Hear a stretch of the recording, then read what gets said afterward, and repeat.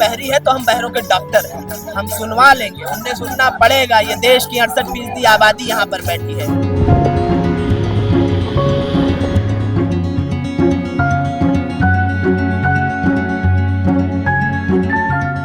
देश के हर एक नागरिक तक मेरी ये बात पहुंचे कि अगर आपके आसपास कहीं भी अगर आपको लगता है कि भ्रष्टाचारी हो रही है तो प्लीज उस पर विरोध करें, क्योंकि द कॉन्स्टिट्यूशन ऑफ इंडिया हमें यही सिखाता है कि आप अन्याय के विरुद्ध आवाज उठाएं।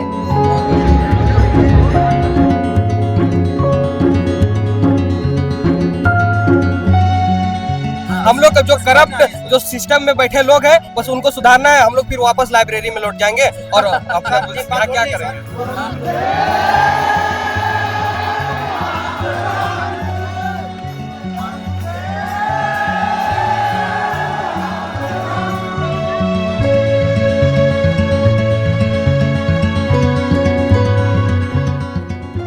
जो गैस लीक के पाइप होते हैं उसको छेद करता हुआ कोई अगर मिल गया तो उसको फांसी का प्रावधान है। माना जाता है कि इससे दुर्घटना हो सकती है, मास में लोग मर सकते हैं। जो पेपर लीक हर साल में 4 बार होता है और जिसमें हर साल दर्जनों छात्र सुसाइड कर लेता है, हमेशा मास में नरसंहार होता है, हत्या होती है। मैं हत्या कह रहा हूँ उस बात को। उस बात के लिए 10 साल की सजा काफी है, 1 करोड़ का जुर्माना काफी है।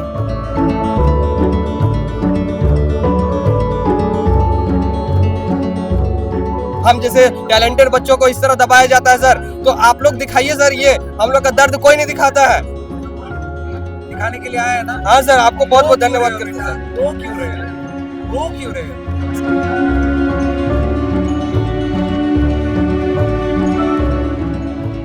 के बच्चों को जो लोग चाइना का एजेंट कह रहे थे वो राज्य में फिर कह रहे सब ठीक है, और जो दिल्ली में बच्चों को कह रहे थे ठीक है वो राज्य में फिर कह रहे खराब है।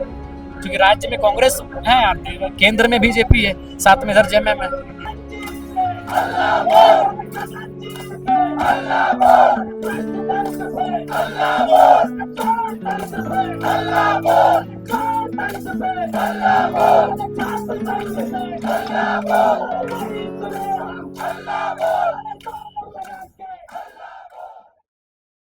We have reached here at Jaipal Singh Munda Stadium at Ranchi in Jharkhand. The only reason people are dropping in at Ranchi, not for excursion, not for shopping, but to respond to the clarion call given by the youth and students of Jharkhand. Yes, many are comparing this stadium with that of Jantar Mantar. Please go ahead and do that. You are right, you must. Every student protest would always resemble like what you have seen in Jantar Mantar, because Jantar Mantar is no longer a protest site. It is an emotion, it's a story. And more people hear to this story, more people connect to that emotion, more people tell the same story over and over again. So what you saw at Jantar Mantar was probably not one isolated incident, it only as a story has emboldened everyone to speak out, seek accountability, and the youth have taken it on themselves to question the government, no matter who is there in power, and to remind people in power as why they are in power. If you are in power, it is your job to ensure that the house is in order. The house is certainly not in order, and that's why at Jaipal Singh Munda Stadium, hundreds and hundreds of young people have assembled demanding justice, demanding accountability. This report reflects the voices of the student, जिन्हें बहुत ठेस पहुंचा। क्या आपने उनको संघी बोल दिया, आपने उनको बीजेपी बोल दिया, आपने उनको कांग्रेसी बोल दिया, आपने उनको दूसरे पार्टी के बोल दिए, सीपीएम वाले बोल दिए। वो कह रहे हैं हम स्टूडेंट हैं, हम लाइब्रेरी वापस चले जाएंगे, हमें हमारा हक दे दो। This story reflects the voices of the youth of Jharkhand, the youth of India. और जंगल काटी खादान खोड़ी सेंचुरी बना दे, तो बांध बना ले, गाँव डुबा ले, कारखाना बना दे, और जंगल काटी खादान खोड़ी सेंचुरी बना दे। चल जंगल जमीन छोड़ हम कहाँ कहाँ जाए, निकास के भगवान बता दो कैसे जान बचाए। से ले गाँव छोड़ बनाई और जंगल छोड़ बनाई, और माटी छोड़ बनाई, नाराय छोड़ बनाई। हम गाँव छोड़ब नहीं और जंगल छोड़ब नहीं, अरे माए माटी छोड़ब नहीं, लड़ाई छोड़ब नहीं। Well, the sound of Jharkhand is now echoing across the country, and that's how it should be. And if it's echoing across the country, it's because people from all across the country are now flocking here in Ranchi. Sir, आप कहाँ से आए? और मैंने आपका शेर सुना, शायरी सुना, अब लोगों में वो जुनून इंजेक्ट करने की कोशिश करें। पहली बात, आप कहाँ से आए सर? मेरा घर सुल्तानपुर है, उत्तर प्रदेश। मैं मुंबई से आया हूँ। मैं फिल्में लिखता हूँ, गाने लिखता हूँ, डायलॉग्स लिखता हूँ। अच्छा, तो इधर पे आप डायलॉग लिखते हैं, दे धराधर डायलॉग इधर पे दिए सर, लेकिन सरकार सुन पाएगी सर? सरकार के कान का इलाज है। सरकार अगर बहरी है तो हम बहरों के डॉक्टर हैं, हम सुनवा लेंगे। उन्हें सुनना पड़ेगा। ये देश की 68% आबादी यहाँ पर बैठी है। इसकी आवाज अगर उनको सुनाई नहीं देगी और इलाज नहीं ठीक हो पाया तो उनको उठाकर तख्त से बाहर कर दिया जाएगा। सुनना पड़ेगा, क्यों नहीं सुनेंगे। सर, ये जो जंतर मंतर का प्रोटेस्ट हमने देखा, आपको लगता है उस प्रोटेस्ट के बाद लोगों में डर खत्म हो गया है? देखिए, डर झारखंड की मिट्टी में कभी नहीं। यह उस बिरसा मुंडा की मिट्टी है जो तीर धनुष के सहारे तोप तलवारों का मुकाबला करते थे और झारखंड की अस्मिता को बचाकर भारत के शौर्य पर एक चमकता हुआ नाम लिख कर गए। तो झारखंड का नौजवान तो डरता कभी नहीं था। हाँ, उसने प्रतीक्षा की अपने लोकतांत्रिक मूल्यों के आधार पर कि किसी दिन तो इनको समझ आएगा, किसी दिन व्यवस्थाएं सुधर जाएंगी, और नहीं सुधरी। तब आक्रोशित होकर वो सड़क पर उतरा है और अब तो सुधरवा लेगा, सुनवा लेगा। बहुत सारे लोग ये छात्रों की ये मूवमेंट को कई राजनीतिक रंग लगाने की कोशिश कर रहे हैं, कोई धर्म के आधार पे बांटने की कोशिश कर रहे हैं, कह रहे हैं कि झारखंड में हो रहा है ये हेमंत सोरेन के खिलाफ है, इधर पे बीजेपी सपोर्ट करेंगे, वही बीजेपी जो जंतर मंतर को सपोर्ट नहीं कर रहा है। तो लोगों कोई लोग हैं जो इसमें राजनीति भी घुसाने की कोशिश कर रहे हैं, क्या कहेंगे इनको? मैं ये कहूंगा कि इस मुद्दे से वो कितना सहमत असहमत है। मोटा मुद्दा क्या है? जेपीएससी में बदमाशी हुई है कि नहीं हुई है? 299.755 पाने वाली लड़की का सिलेक्शन नहीं हुआ, 60 नंबर पाने वाले का सिलेक्शन नहीं हुआ। ये गड़बड़ी है कि नहीं है? छात्र संतुष्ट है कि नहीं है? इस मुद्दे के साथ आप खड़े हैं कि नहीं खड़े हैं? अगर इस पीड़ा को समझकर कोई भी राजनीतिक दल अपना समर्थन बाहर से दे रहा है, अंदर से दे रहा है, तो मुझे तो लगता है ये आंदोलन की मजबूती है। और इससे क्या भागना है? देश के तमाम छात्र आंदोलनों में राजनीति कहीं ना कहीं से पनपी है, राजनीतिक दल पैदा हुए हैं। तो क्या वो चीलर के डर से कथरी फेंक देंगे क्या कि वो आएंगे तो हम आंदोलन ही ना करें? ये जो लोग कह रहे हैं उन्होंने कभी छात्र आंदोलनों को महत्व नहीं दिया है। उन्होंने छात्रों को हमेशा टेकन फॉर ग्रांटेड लिया है, इसलिए इस तरह की बात वो कर रहे हैं। सर, आपने एक बहुत अच्छा चीज इधर पे कही कि जो गैस लीक होता है उस इतना बड़ा सजा मिलता है, लेकिन पेपर लीक में कोई सजा नहीं मिलता है। मैं तो कह रहा हूँ ना कि जो गैस लीक के पाइप होते हैं उसको छेद करता हुआ कोई अगर मिल गया तो उसको फांसी का प्रावधान है। माना जाता है कि इससे दुर्घटना हो सकती है, मास में लोग मर सकते हैं। जो पेपर लीक हर साल में 4 बार होता है और जिसमें हर साल दर्जनों छात्र सुसाइड कर लेता है, हमेशा मास में नरसंहार होता है, हत्या होती है। मैं हत्या कह रहे हैं उस बात को। उस बात के लिए 10 साल की सजा काफी है, 1 करोड़ का जुर्माना काफी है।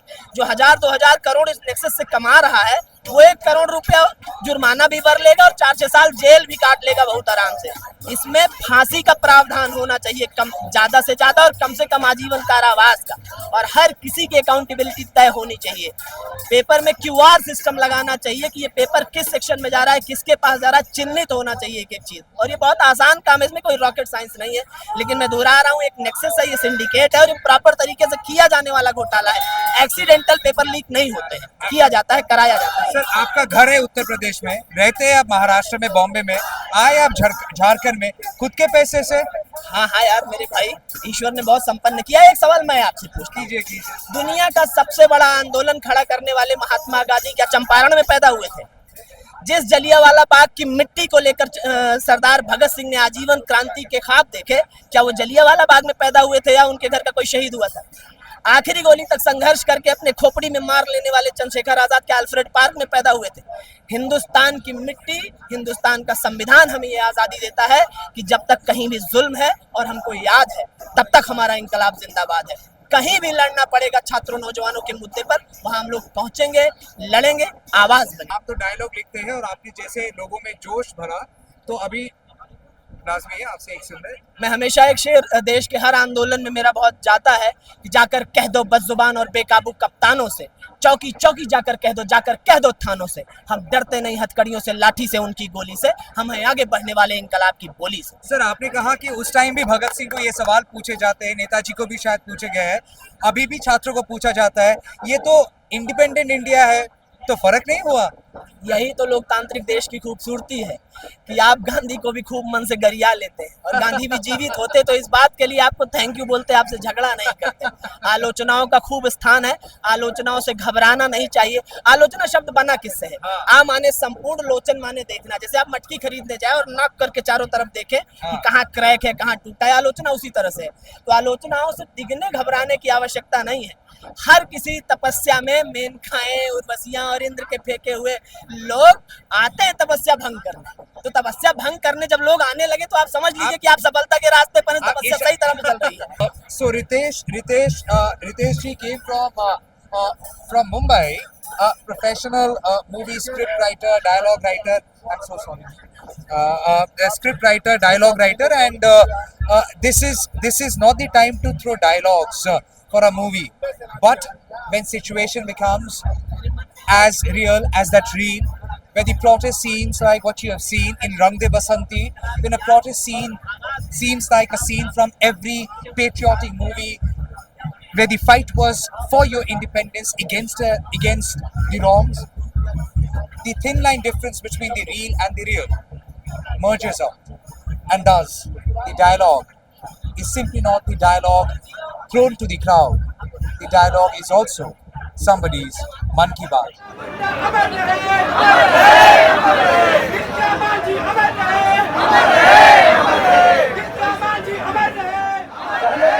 This is not a story of Junaid alone. This is a story of Sangharsh, and Sangharsh that you see, Sangharsh Karo Sinatani. This is a story of Sangharsh. Sangharsh not against a political regime, Sangharsh not against a political party, Sangharsh against injustice, Sangharsh against everything that you say and see wrong. It's a Sangharsh to make things right in India. After all, दिल है हिंदुस्तानी, ये देश है हिंदुस्तान, ये देश है हमारा।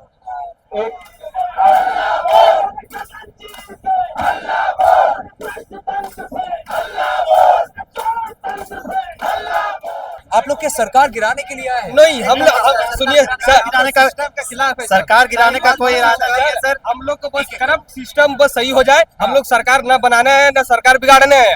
हम लोग जो करप्ट जो सिस्टम में बैठे लोग हैं बस उनको सुधारना है। हम लोग फिर वापस लाइब्रेरी में लौट जाएंगे और अपना यहाँ क्या करेंगे। सर क्या सही बात है, सही बात है। हम फिर से लाइब्रेरी वापस चले जाएंगे। हमें हमारा हक दे दो, न्याय दे दो। हम लोग को राजनेता नहीं बनना है, ना ही किसी का कुर्सी खाली करवाना है। नेता नहीं बनना, नहीं, हम लोग को नहीं बनना है। क्या बनना है? हम लोग को एक बड़ा अधिकारी डीएसपी बनना है हमको। उसके बाद डीएसपी, तो इधर पे तो लिखा है डीएसपी भी घुसखोर है उनके हिसाब से। आप डीएसपी बनोगे? सर हम बता रहे हैं ना सर हम वो भी बता रहे हैं। सर हम एक मिनट दीजिएगा, हम वो भी बता रहे हैं। सर जब 15 नवंबर 2000 ईस्वी को जब झारखंड राज्य बिहार से अलग हुआ तो उसका मूल एक ही कारण था कि यहाँ के जो निचले तबके के जितने सारे स्टूडेंट हैं, जैसे हमारे जैसे गरीब जो आगे नहीं बढ़ पा रहे जीवन में, वो एक लेवल में आ सके और बड़ा पद में जा सके। सर इतना धांधली हो रहा है इसमें झारखंड में बना के सर, तो इससे अच्छा हम लोग बिहार ही रहता सर। कम से कम बिहार में बीपीएससी का एग्जाम देते, वहाँ से जितना था स्टेट लेवल का वो एग्जाम देते। कम से कम हम लोग को प्रोजेक्ट नहीं खाना पड़ता, केस नहीं खाना पड़ता, आंदोलन नहीं करना पड़ता, आराम से बीपीएससी का एग्जाम देते और बिहार में ही अच्छे से रहते। भाई आपका नाम क्या है? मेरा नाम मुकेश कुमार महतो है। मुकेश जी के हाथ में शिबू सोरेन जी का तस्वीर है। हाँ सर, इसके बारे में बता रहे हैं। जैसे जब हमारा भारत देश अंग्रेजों से जब आजाद हुआ तो वो फ्रीडम फाइटर भगत सिंह जैसे बहुत सारे योद्धा रहे, उनको हम सम्मान करते हैं, नमन करते हैं। लेकिन जब झारखंड बनाने के बारे आया तो इनका अहम योगदान था कि यहाँ के जितने निचले तबके जितने सारे स्टूडेंट हैं, जितने गरीब हैं, वो सब एक अलग राज्य बना देंगे तो ये अपने स्टेबल आ सके और थोड़ा अपने देश के लिए थोड़ा आगे कुछ कर सके सर। हम जैसे टैलेंटेड बच्चों को इस तरह दबाया जाता है सर, तो आप लोग दिखाइए सर, ये हम लोग का दर्द कोई नहीं दिखाता है। दिखाने के लिए आया है ना? हाँ सर, आपको बहुत बहुत धन्यवाद करते हैं सर। रो क्यों रहे सर? हम लोग को बताया जाता है, अभी यहाँ के बोल दिया कि ये बीजेपी से है, ये कांग्रेस से है, ऐसे बताया जाता है, पॉलिटिकल से जोड़ा जाता है। कोई ऐसे नाम से बुलाता है कि बीजेपी वाले हैं, कांग्रेस वाले हैं। जेएलकेएम वाले हैं, आप ऐसे बोल रहे हो। अब इतना अच्छा से बोलते हो तो अब जेएलकेएम वाले हो तो बीजेपी वाले पार्टी का एजेंट बना दिया जाता है। हम स्टूडेंट, छात्र, पढ़ने वाले स्टूडेंट हैं। हम एक बचपन से एक सपना देखे हैं कि कम से कम माँ बाप, मेरा भले कम पढ़ा लिखा है, मेहनत मजदूरी करके माँ बाप खेती करके पढ़ा रहा है, इसलिए पढ़ा रहा है कि चलिए हम कुछ नहीं कर पाए लेकिन मेरा बेटा आने वाला फ्यूचर में एक अधिकारी बनेगा। उनका माँ बाप का सपना है, हम सपना पूरा करने के एज में अभी मान के चलिए सर, जेएसएससी का बिहार झारखंड एसआई का भी 2017 के बाद से 18 के बाद से नोटिफिकेशन आया ना, कुछ नहीं आया सर। तो हम लोग एक तो सरकार जब वैकेंसी निकालता है तो उसका एज कटअप भी ऐसा देता है ना सर कि अभी मेरा मान के चलिए 21 है तो 5 साल 7 साल बाद आएगा जेएसएससी का, तो उस टाइम मेरा तो एज तो क्रॉस हो जाएगा सर। तो हम सरकार से एक और निवेदन करेंगे सर कि आप कैलेंडर हर साल जारी कीजिए और एग्जाम सही तरीके से कीजिए और जो जेपीएससी में धांधली हुआ उसके सीबीआई से जांच करवाइए। और हम लोग को कुछ नहीं चाहिए सर, ना किसी का कुर्सी चाहिए, ना किसी का सिस्टम में बैठा, ना रिजाइन चाहिए, हम लोग को कुछ नहीं चाहिए सर, हम लोग को बस और कुछ नहीं चाहिए सर। घर में कौन कौन है? घर में माँ है, पापा है बस, और हम एक लौते हैं। पापा खेती करते हैं। पापा खेती करते हैं। आप अकेला बच्चे? हम अकेले हैं और जब भी साथ में बैठते हैं उनका एक ही सपना रहता है कि बेटा तुम आओ, पढ़ो, अधिकारी बनो। और गांव हम लोग रूरल एरिया से आते हैं सर, वहाँ पे एक अगर कांस्टेबल भी कोई बनता है ना सर तो उसके लिए वो सौभाग्य भगवान के रूप में देखा जाता है। बाकी झारखंड में सरकारी लेना उतना मुश्किल है। यहाँ पे इसरो का एग्जाम निकल जाएगा लेकिन चपरासी का एग्जाम नहीं निकलेगा सर। कहाँ पे घर आपका? मेरा घर बगोदर गिरिडीह है सर, झारखंड का है। जी, उधर से आप पढ़ाई कर रहे हो इधर पे? अब मैं इधर पढ़ाई कर रहा था सर, तो घर का कुछ कंडीशन खराब हो तो मैं पार्ट टाइम जॉब भी करता हूँ, खुद से पढ़ाई करता हूँ। जी, कहाँ पे काम कर रहे हो? मैं ऐसे कंप्यूटर ऑपरेटर हूँ सर, मैं पार्ट टाइम काम करता हूँ सर, बस ऐसा ही वगैरह। मैं सबसे बात करूंगा लेकिन मुकेश आपको उम्र कितना है? मेरा 22 है। 22 साल। 22 साल का एक नौजवान, 22 साल के एक नौजवान देश के आंख में आंख डाल के सवाल पूछ रहे हैं कि उनका गलती क्या है? सपना देखना, उन्हें पता चाहिए सपना देखना, खेती बाड़ी करना, बेटा डीएसपी या अधिकारी बने, ये सपना देखना गुनाह है? और ये सवाल पूछना गुनाह है? वो कह रहे हैं कि हमें हमारा हक दे दो, हम लाइब्रेरी वापस चले जाएंगे। और जब ऐसे नौजवानों के आंखों से आंसू निकलते हैं तब जरूर देश का दिल टूटता है। सरकार का टूटे या नहीं, देश का दिल टूटता है।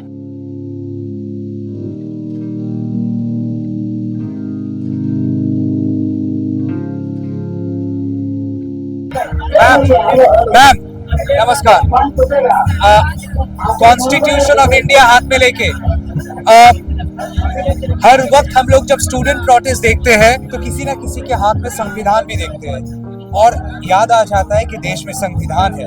आप याद दिलाना चाहते हैं लोगों को कि संविधान अभी भी जिंदा है? बिल्कुल, मैं याद दिलाना चाहती हूँ कि संविधान अभी भी जिंदा है और संविधान से बढ़कर और कुछ भी नहीं है। संविधान के अकॉर्डिंग चलिए तभी हमारा देश, हमारा राज्य एक व्यवस्थित रूप से चल सकता है। तो बिल्कुल संविधान को जिंदा रखना बहुत बहुत जरूरी है। और मैं सभी छात्रों से देश के अलग अलग मतलब देश के सभी लोगों से निवेदन करना चाहती हूँ कि प्लीज आप अपने अंदर एटलीस्ट संविधान को जिंदा रखिए। वही हमें सिखाते हैं कि मतलब हमें कैसे जीना चाहिए। आपको लगता है कि संविधान लोग समझ नहीं पा रहे? कोई अगर संविधान हाथ में लेके प्रोटेस्ट कर रहा हो तो पीछे से कोई ताना मारे, वो संवैधानिक कैसे हो सकता है? जी, मेरा ऐसा बिल्कुल आप सही बोले कि पीछे से ताना नहीं मारना चाहिए, बल्कि ये समझना चाहिए कि जो डॉक्टर भीमराव अंबेडकर जो है हमारे, उन्होंने संविधान को क्यों लिखा? क्योंकि चीजें व्यवस्थित करने के लिए लिखना तो है ही संविधान को, वो लिख के भी गए। तो मेरा ऐसा मानना है कि हमारा जो मतलब देश हो या राज्य हो या आप पंचायत स्तर तक भी मान के चलिए, अगर आप सिस्टम को चला रहे हैं तो उसके लिए भी आपको संविधान की जरूरत है। इसके बगैर हम कुछ भी नहीं है। आप कोई राजनीतिक दल से है या सिर्फ छात्र है? नहीं, मैं सिर्फ छात्र हूँ। अच्छा। जब वोटिंग का टाइम आता है तो अपने अकॉर्डिंग कि हाँ कैंडिडेट कौन अच्छे हैं, मैं ये नहीं देखती कि वो बीजेपी से हैं, वो जेएमएम से हैं, आजसू से हैं या किसी भी पार्टी से। मैं देखती हूँ कि कैंडिडेट कैसे हैं, हमारे क्षेत्र के कैंडिडेट कैसे हैं, और कैंडिडेट मुझे अच्छे लगते हैं, उसके अकॉर्डिंग मैं वोट देती हूँ। एक बात होती है ना कॉन्शियंस, आपके कॉन्शियंस जो है वो आपको मजबूर कर देगा सवाल उठाने को, क्योंकि सवाल जैसे जैसे ये सिस्टर ये खुद मान रही है कि उनका परीक्षा सही नहीं गया था और वो प्रोटेस्ट में ये जो डिमांड कर रही है कि ये एग्जाम स्क्रैप हो जाए, फिर से हो, खुद के लिए नहीं कर रही है कि उनको इससे फायदा होगा, उनका एग्जाम, उनका रिजल्ट फेयर तरीके से एग्जाम हो ताकि आने वाले जो समय है कुछ उसको आज के तारीख में शर्मिंदा ना होना पड़े। क्योंकि आप अगर आज सवाल ना उठाए खुद के लिए, किसी और के लिए, तो सिस्टम में सुधार नहीं आएगा, और अगर सिस्टम में सुधार ना आए तो इनके बाद, इतने सारे लोगों के बाद आने वाला जो जनरेशन है उनको भी सफर करना होगा। मैम आपका नाम क्या है? अनुपमा। ओके, आपको डर नहीं लगा मैम? नहीं, मैं डे 1 से हूँ, मुझे डर नहीं लगता। देखिए जब आप सच्चाई के साथ खड़े रहते हैं तो आपको बिल्कुल डरना भी नहीं चाहिए। घर वालों ने रोका नहीं, घर वाले पूरा सपोर्ट में है, और घर वाले मतलब लगभग दिन भर में 7 बार 8 बार फोन करते ही हैं कि सब बढ़िया है, खाना ठीक से चल रहा है, सोना ठीक से चल रहा है, तो वो घर वाले हर चीज को लेकर अपडेट रहते ही रहते हैं। अच्छा, ओके, फिर से बताइए आपका नाम? अनुपमा जी के हाथ में ये एक किताब है, द कॉन्स्टिट्यूशन ऑफ इंडिया, देश का सबसे बड़ा सच और देश का सबसे बड़ा सच्चाई।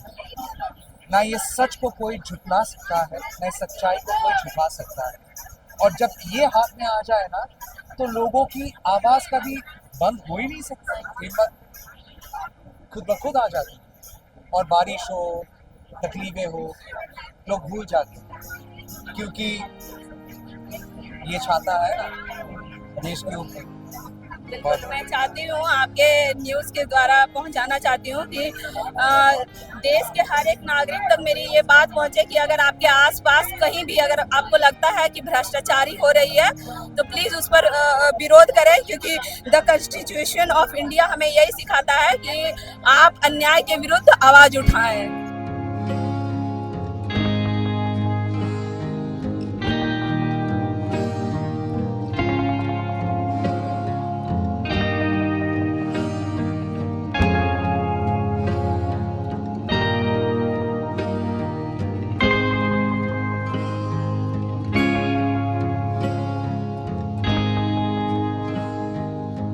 जयराम जी इधर पे है। जयराम जी, आप आए थे स्टूडेंट प्रोटेस्ट में, पिछले 1.5 घंटा 2 घंटे से आप इस बारिश में थे, छात्रों से बात किए, आप खुद एक लेजिस्लेटिव असेंबली के मेंबर है, राजनीति के लिए आए या फिर छात्रों के लिए? नहीं, हम तो इसी प्रकार से आंदोलन हुआ करते थे आज से 2-3 साल पहले, इसी प्रकार के आंदोलनों में हम आते थे और वहीं से हम विधायक बने हैं। अच्छा। हम कोई पॉलिटिकल पार्टी से आपको जानकारी देते, हम कोई बीजेपी कांग्रेस से विधायक नहीं बने, हम निर्दलीय बने हैं। हाँ।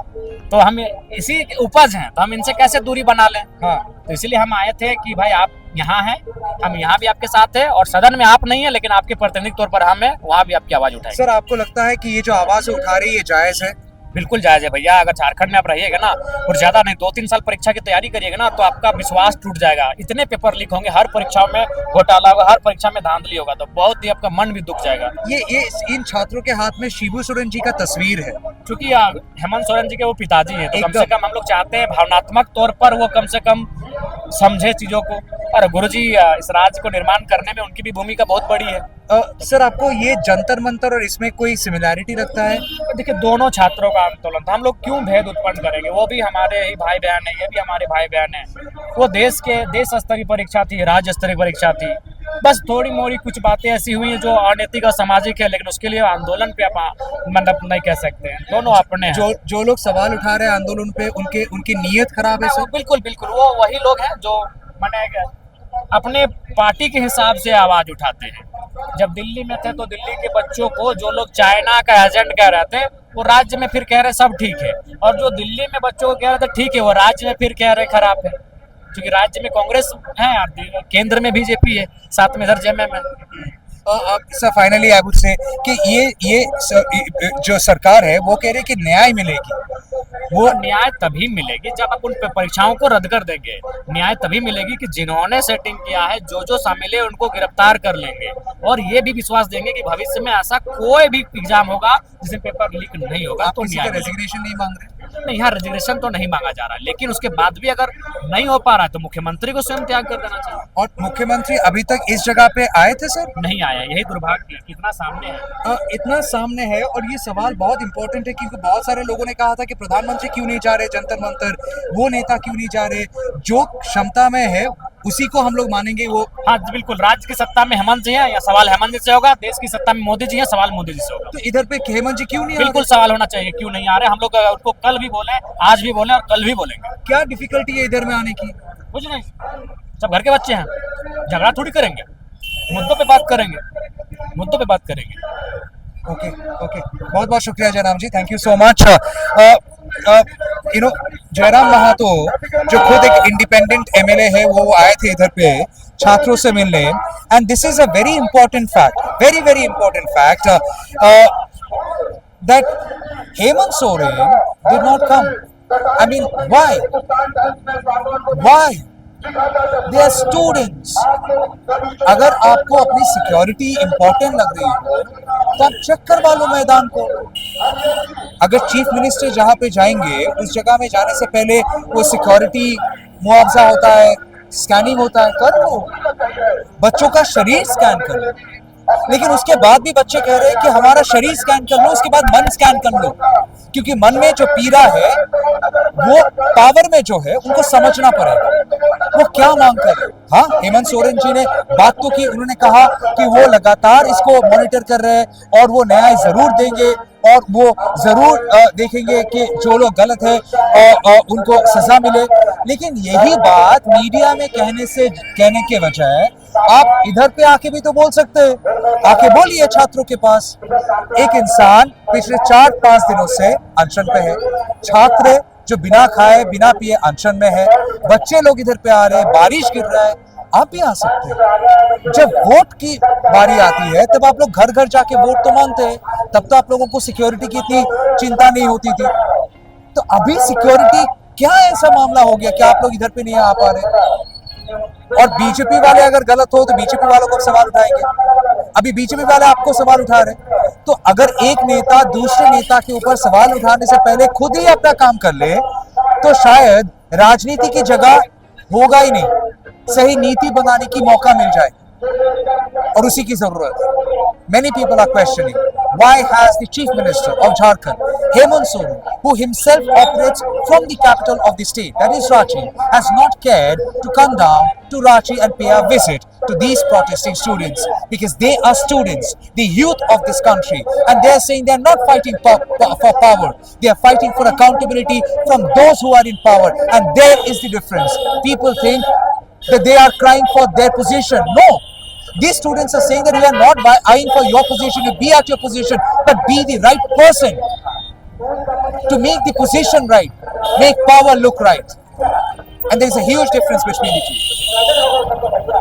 In Ranchi, along with Titash Mukherjee, this is Samal Shah, for News 2, NTT.